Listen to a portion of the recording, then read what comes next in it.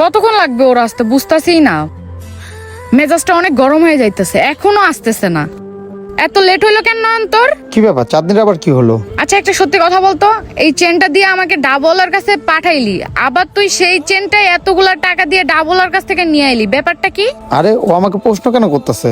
R by the way, আমি যখন তোর কাছে বলি 1-2 হাজার টাকা ধার দিতে, তুই তখন বলিস আমার কাছে টাকা নাই নাই নাই। আর তুই শুধু শুধু ওই লোকটাকে এতগুলা টাকা দিয়ে আসলি কেন? আমার সামনে ফকিন্নি ভাব দেখাস, আর তলে তলে তুই বড় লোক। আর নয় তুই চুপ করে আসিস কেন?